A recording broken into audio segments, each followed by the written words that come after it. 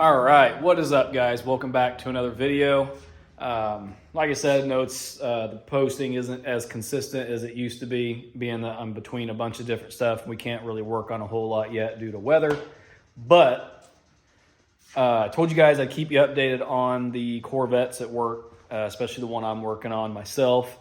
So I figured I'd kind of run through with you where I'm at and what I'm doing. So, and then I'll kind of jump back in after this, because I think we got a couple things we're able to do at home, which should be pretty exciting. So I think I'll kind of just throw in a little bit on this car to touch base on it, and then we will be on some stuff at home, which I will elaborate on in a minute. So anyway, where I'm at right now is kind of give you guys a quick walkthrough. Hope you enjoy seeing it. Should be pretty cool. So right now, just got the car re-guide coated. It is now ready for wet 4. So there's a lot of paint guys out there. Everyone does stuff different. A lot of guys will be like, oh my gosh, 400's way too fine. That's not enough tooth. The paint's not going to stick. I've painted cars this way for 15 years, just about, and never had a single issue. Wet 4 in my eyes just gets you a little bit slicker, less of a chance of seeing any scratches, and just I think it's just that one extra step that makes the paint job that much nicer. That's just me. In my eyes, when you start getting into 600 is when you kind of start, dancing on that fine line of not enough tooth or bite for the paint to stick to. With that being said, we have got the jams all done, based and cleared, and this color looks really banana yellowy on film or I guess on camera for some reason. But it's called I think Sunfire Yellow is the original color name. Any of you Corvette guys can correct me if I'm wrong. But it's actually a really light yellow. There it's kind of showing that it's lighter. Anyway, that's kind of irrelevant. But we got the inside of these door jambs done as well, and the black to match up with the interior trim. Now, I did do this wrong, and I'm not afraid to admit it. I do believe correctly from the factory, from this break point here, it is supposed to just go straight down and then be black from there. And then this right here should be yellow. That's just my mistake. We didn't know until we looked at some of the NCRS judging books, which this car is not going to get judged, but we do want to make it as correct as possible. So I will see what the customer wants to do. If he wants to go back in and sand that stuff down and reshoot it, we can, no big deal. If he wants to leave it, we'll leave it. But anyway, these turned out really nice. Very happy with those. And then we'll take you next door here. Try not to ramble on too long, but... And we got the hood done as well. It's all satin under there. It's a little dusty, but we got the hood edges all done. And then I even looked up how to...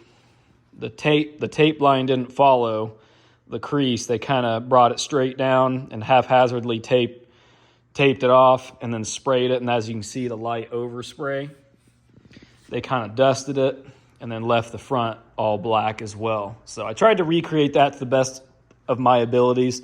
I'm going to work on this line a little bit. My tape stuck weird, just has to do with the temperatures. And then we had a little bleed through right there.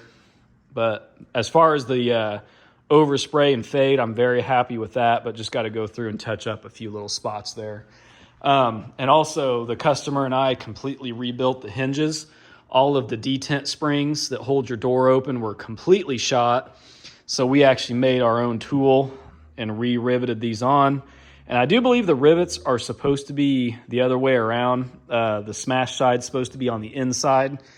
But with the way, or I guess with the tool we made, that's the best way we could do it. You're never going to see it. It'll be fine. And at least it's done right with rivets and not cobbled together. So now that we're kind of caught up to, well, one more thing. Did the hood jam area as well. Forgot to show that. And then the inside of the headlights, because when we spray this car, the headlights will be mounted in here and you can't get to any of that. So I went ahead and sprayed that stuff. And when I go through to do the paint process, I will show you guys how I mask stuff off, what the car looks like beforehand, get the thing sprayed, and that ought to be a pretty cool video. So that probably here in the next couple weeks, this thing will be getting painted and cleared. So look for this video here within the next, 2-3 weeks. You should see this car completely done. So back around to where I'm at. The car has been sanded all the way up and ready for wet 4. So what I'm doing here is getting my body lines. I do this at every single sanding stage, and I retape each side depending on what side of the panel I'm blocking. So basically this guide coat helps me highlight the main peak of that body line. And I'll use a nice small hard block, and I put a little bit of 320 on it. I know I'm using wet 4, but the wet 4 is a little bit more of a pain to trim up. It's not sticky back style. And 320 you can still paint over, no problem, and it's not doing enough damage to cause any form of problems. I'm literally just laying this on here and letting the sandpaper itself do the work. So I'll lay it on here just like this, very little pressure, and just run it and highlight the body line itself. And I can kind of show you guys a little bit about what I'm talking about here. As you can see, we got it guide coated, and I'll lay this thing right here just real lightly.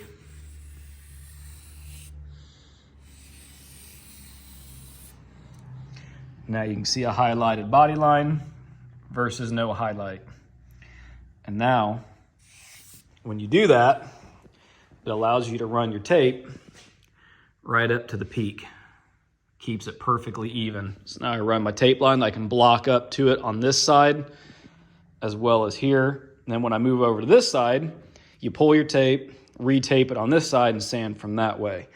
And that goes for these body lines as well. So if I run the tape on this side here, that means I'm blocking this side. If I put the tape on this side, I'm blocking from this side. And I've already done it with this body line as well. So now I'm ready to lay tape down and basically start the wet sanding process. So what I'll do is I'll kind of set my phone up here and show you guys how I run this tape. I've even seen some comments online of like, oh, real professionals don't have to highlight and use tape for their body lines. Yes, you do. If you want straight body lines, this is the best and most efficient way of doing it.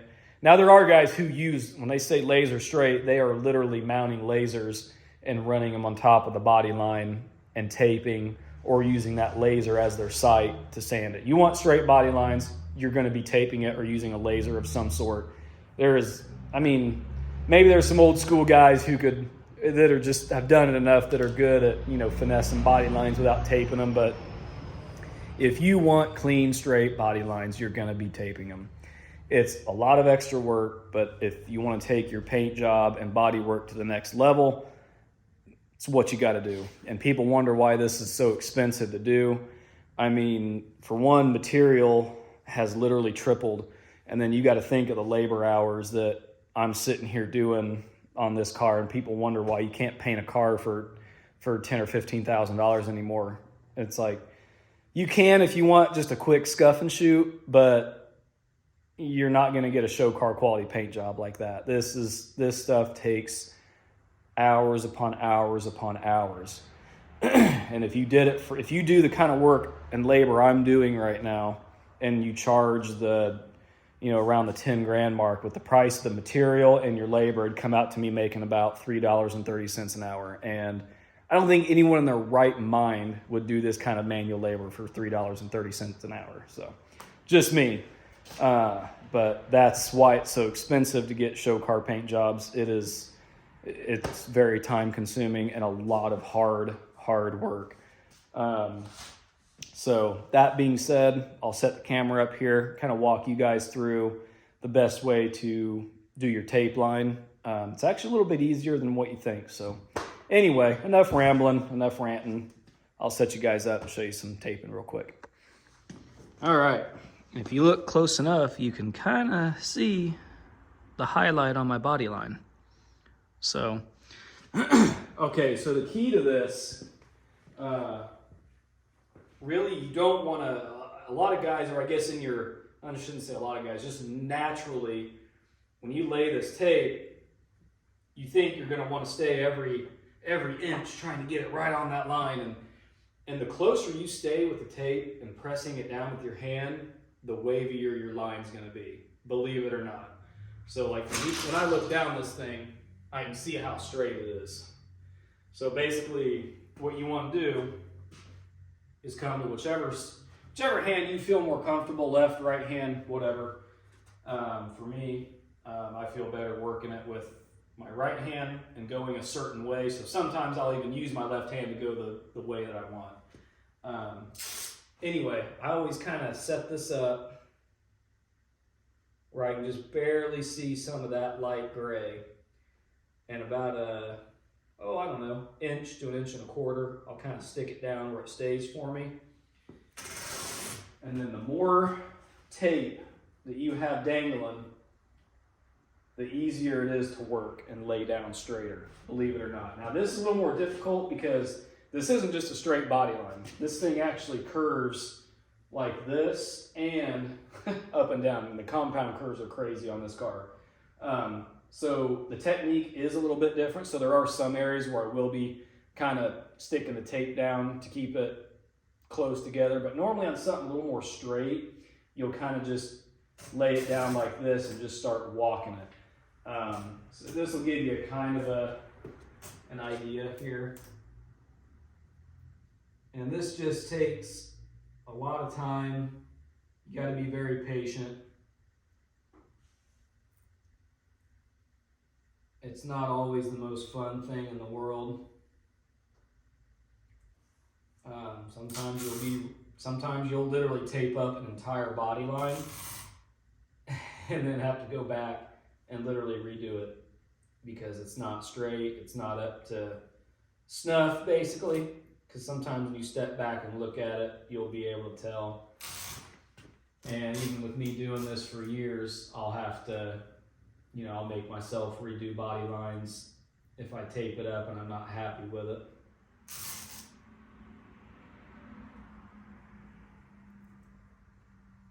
And we're almost there. And now it's never going to be absolutely perfect because the tape itself isn't perfect. Basically, you just got to get it close enough to fudge the naked eye. That's kind of what you're looking for, essentially. And see, I've kind of been sticking it down as I go just because of the curvature of these Corvette panels. The back here, you're not looking to keep much of a body line. It's actually transitions with this back panel, but I just run it the whole way to get me where I want to be. So I'm pretty happy with that. So I'll show you guys what I'm talking about here. So there we go. And this just takes time and experience doing it and learning this and doing it for your first time. Like I said, you're going to go back and forth and probably have to retape it a handful of times. And I'm not kidding. It's frustrating, but it's also very rewarding when you get it right. So basically now I'm going to go through and tape the body line down here as well. Because I think being that I'm wet sanding, I don't want to have water running back down on myself. So I'm going to start, in a certain fashion to where I'm not having water and crap come back down all on me while I'm trying to do another spot. So anyway, that's essentially what I'll be doing on the entire car, moving tape lines, sanding. And basically the guide coat at this point is only here to show me that I'm getting all of the previous grit scratches out because the body's already straight. I don't have to use any hard blocks now. I can use all soft blocks to wet sand this thing because it's already straight. It's already worked in. I'm basically just getting scratches out is all I'm doing and getting this thing prepped for the paint and clear. So like I said, it probably won't be the end of this video. It'll be another one that will check back in, show me spraying this thing. But there's the update on the Corvette. Hope you guys enjoyed it. And if you guys enjoy hearing little bit of how-tos on some of this stuff on body work and paint, I'll try to include more of that in future videos. Just let me know down low if you want to, hear any more. I'm not, not Mr. Chip Foose or anything, but, I've done enough that I know a little bit. So anyway, I think what we're going to do is get on the Trans Am. Got some things we can do on it. So I'll fill you more in when we get to the garage and tinker on it. So let's head back home and I'll meet you guys there. It'll be the next clip for you guys. And we'll start on that thing and get some more things done on it and prep for new parts.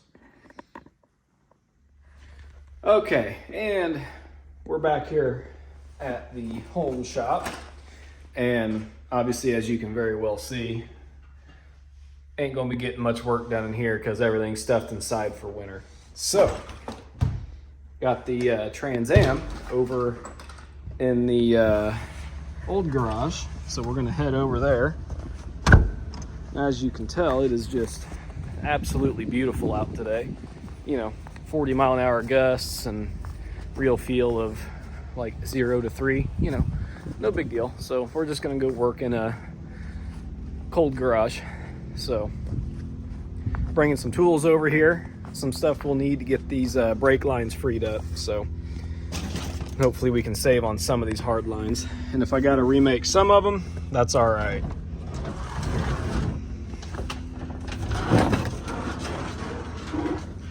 And here we are. So this is kind of just turned into a catch-all, good storage for this to keep it out of the weather, and some of the parts for it, some scrap metal, and got my heaters about ready. So got our tools. So we're gonna get some stuff organized here, guys, and get this hood open, and we'll start wrenching. All right. As you can tell, we're pretty cramped up in here, so not sure how well this is gonna work, but let's get the hood open as high as we can. That looks like we're about there. Okay. All right, so I think first things first, I'm gonna move some of this wiring out of my way. And I had started filming a video on this, removing the aftermarket stereo and amp, but being that we're in such tight quarters, I didn't want to be pulling the interior stuff, which all the interior stuff is just loosely sitting in there, but I don't have a place to put it in here, and trying to get to all the wiring and chase it all down and get up under the dash. I kind of thought, well, that's not smart. So I think we're going to tackle the brake system and all these hard lines, see what we can salvage and what we can't. I think a lot of the main stuff is in good shape, and we might break stuff at the proportioning valve and at the master cylinder, but we're going to see if we can get this stuff out, get it loosened up. Might be able to pull the master cylindre off of it and get it the heck out the way. So anyway, I'm going to start soaking this stuff and get my heater set up real quick, and we'll check back in.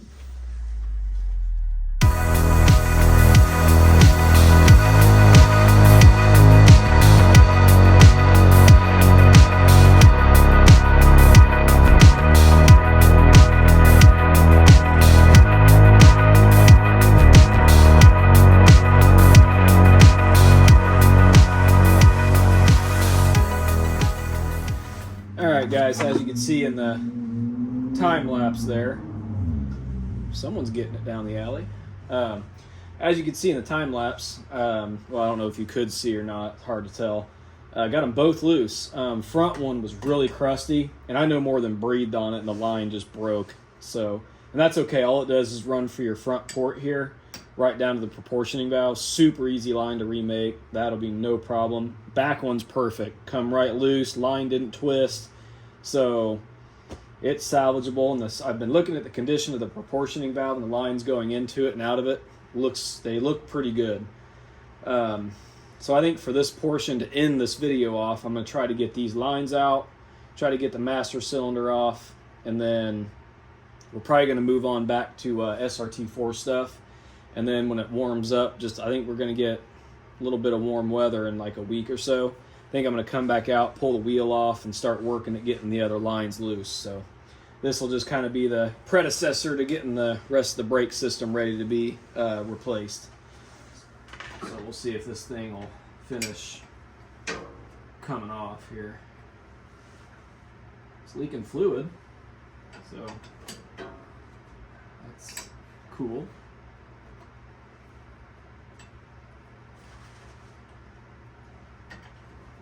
Hate old brake fluid.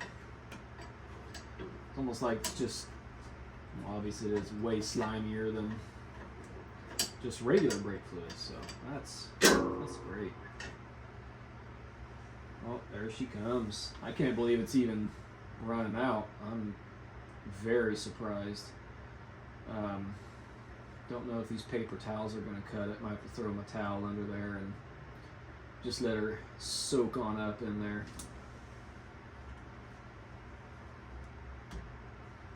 There we go. Look at that. God, I can't believe it. That is quite impressive. Try not to get this on the paint. Since it's not leaking a ton, I might just make this my fender cover for a minute. There we go. Good enough for a car like this. So now I'm going to work on getting these master cylinder bolts off and see what we can get from there.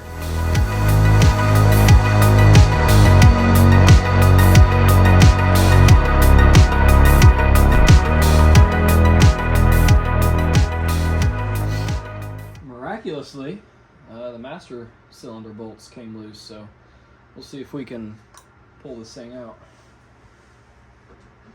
Oh wow, that's surprising. It's moving, so that's a good sign. See if we can get the proportioning valve stuff out of the way for the time being. Alright, now let's see if we can slip this thing out. Oh! Wow. Cool.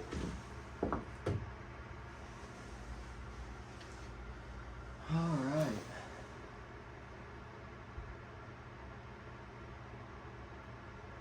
Booster looks a little bit crusty, but tell you what, I'm gonna leave you guys set here. I'm gonna move you in here.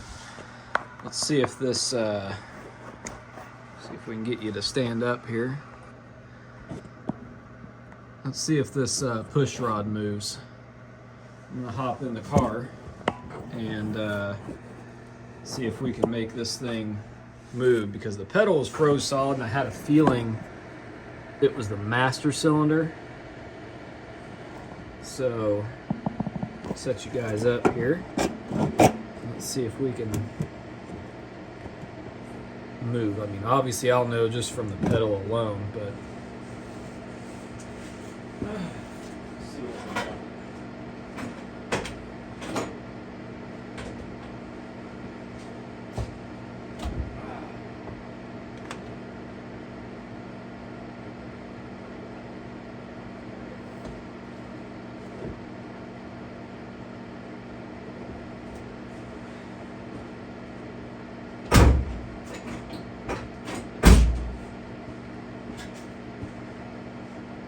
We had movage, and it actually felt really good.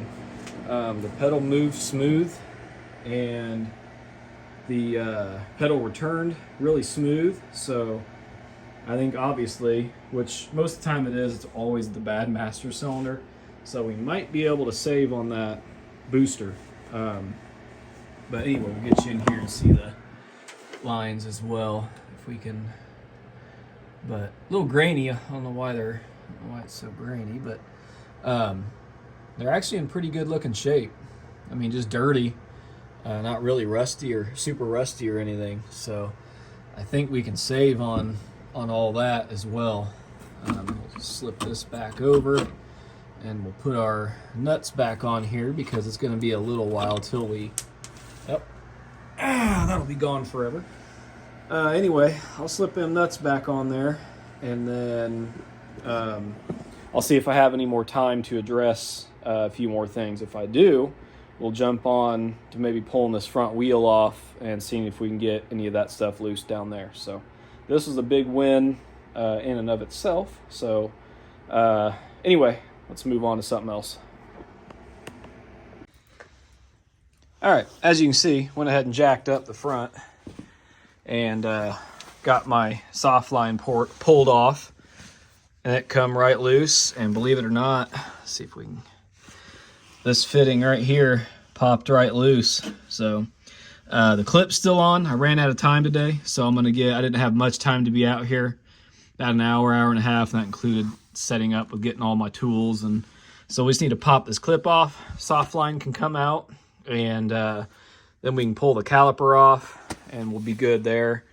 Then we can move on over to the other side, as well as getting stuff loose at the back. And I thought I'd show you guys this, which it's not like crazy cool, but here's what the paint looks like here. And I kind of just hand rubbed on it for a second. And this paint ought to be pretty neat. When I buff it, I should be able to get some of these surface scratches out. Not some of, all of these surface scratches out from that cover being on it for so many years. But this thing ought to have a pretty cool finish when I'm done with it. So that's pretty neat. But anyway, I think that's going to do it for this video, guys. Hope you enjoyed the update at the shop on the paint on the Corvette. So either the next video or the video after that, you should see that thing all finished in clear coat. And then look forward to more SRT4 stuff. I know we said we were going to fix the core support, but we ended up scoring one for dirt cheap. So you'll see that in the next video, and more on that car. And some more on this here in the near future as well, getting all this brake stuff ready so we can start getting all the mechanicals prepped on this thing and going. That way we can really start putting this car back together and find an engine for it so we can get this thing back on the road. So anyway, yeah, we got some good stuff coming up once the new shop's going to be finished. So this spring/summer, I guess just this year now, ought to be pretty cool. So we have a lot of neat stuff coming your guys' way. So just hang in there. We're getting there. Just got to get through this nasty part of the end of this winter, and we'll be on our way to bigger and better things. So hope you guys enjoyed seeing the update on the Trans Am as well as the Corvette. So stick around for the next video and we'll have some more cool stuff. So remember to like, comment, and subscribe, and we'll see you guys in the next video.